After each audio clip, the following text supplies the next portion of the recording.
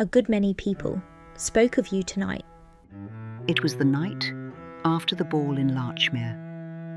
The lights of the assembly rooms were drifting slowly away beyond the carriage window. On Miss Eleanor Vale's lap lay a crumpled dance card. Her gloves had been removed and folded neatly beside it. I attended a party, and yet my name appears to have been busier than I was. They did not speak ill of you. Not only that, only they called you difficult. Difficult? Yes, they said that when a person speaks to you, you seem to keep them standing at the threshold. That is, compared with most things said tonight, a rather accurate remark. Are you not angry? I do not take offence at accurate words. I should only like to ask why they found themselves at the threshold. Clara looked down at the dance card in Eleanor's hand. Several spaces were empty. In others, names had been written and lightly crossed out. At a Larchmere ball, a dance card was never a mere order of dances. It was a little ledger, leaving record of whose name had been permitted, who had waited, and who had written too soon. It is because you refuse too often. Of course I do not say this in order to correct you. Only here, a refusal is soon recorded as character. Then the ledger of this place is rather idle. It records the result, but never troubles itself with the reason. They think you are awkward in society. They are right. I am awkward in society. I did not expect you to admit it so readily. Even the denial of a falsehood requires courtesy, but the denial of a truth requires far greater strength. I did not bring so much strength home with me tonight. Then you truly are awkward? It is not that my words are slow. It is only that there are few words I permit to pass. The carriage wheels passed over the wet stone road. Eleanor pressed down the folded corner of the dance card with the tip of her finger. The crumpled paper flattened, but the erased names did not return. People call that particular. People commonly call any door they have not passed through particular. Then you are, after all, keeping a door before them. No, the door is already there. Only certain gentlemen seem to believe that their hand ought to arrive before the handle. Were there such gentlemen tonight as well? A few. One who pressed a question upon me under the name of kindness. One who assigned me a place under the name of introduction. One who claimed my response under the name of compliment. That sounds a little cold. Not cold so much as precise. Precise words sometimes sound cold. Then, perhaps, it is the listener's hand that is cold. Eleanor. I know.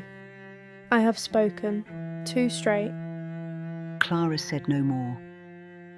Her silence was not the silence of a friend trying to correct Eleanor. It was only the silence that set down quietly before her all the words gathered that night from Larchmere drawing rooms, ballrooms, and corridors. No one said you were unkind, only difficult, and a little costly too. Costly? I did not like that word. I do not altogether dislike that word. Truly? If it means setting a price upon me, then it is impertinent. But if it means that I am not sold to anyone who asks, then it is a little accurate. If you say it like that, people will misunderstand you even more. Misunderstanding always arrives first. Understanding is a guest. who receives its invitation late. Still, you did not deliberately keep them at a distance. Not deliberately, but I did keep them there, Why? because I have so little. Clara lifted her head at those words. Eleanor was not looking out of the window. She was looking at the worn fingertips of her own gloves. Eleanor, that is not what I meant. I know. That is why I am able to say it. When you say you have so little, is it because of tonight's gown? The gown is borrowed, the gloves are old, and even the carriage I rode in this evening is your kindness. That is, I think, a sufficient list. Those are not faults. Nor did I name them so. Then what will you call them? I shall call them conditions. Conditions. Yes, I have little money. Therefore, I have no leisure to waste my time upon those I do not esteem. If I have so little, should I not spend what remains with greater care? If people hear you say that, they will call you more particular still. It is not that I am particular. It is that I have so little, I cannot afford to spend myself carelessly. For a little while, silence settled inside the carriage.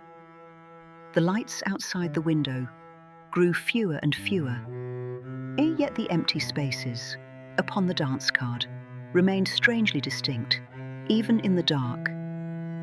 Then to what sort of person would you give your time? To someone who does not reckon what I lack as though it were a price.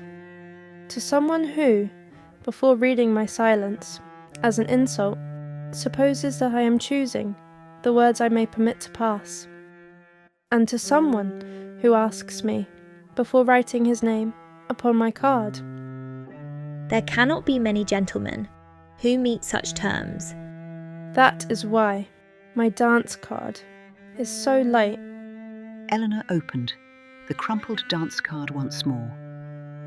Then she folded it again and placed it beneath the gloves she had removed, as though she were quietly covering the names she had not permitted that night. Still, one person watched you for a long while tonight.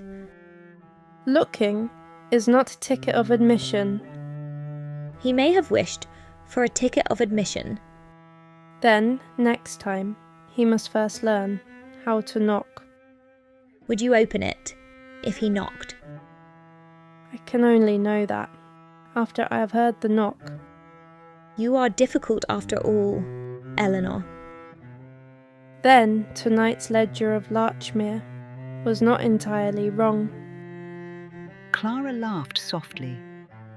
Eleanor did not laugh, but neither did she remove the hand that covered the dance card.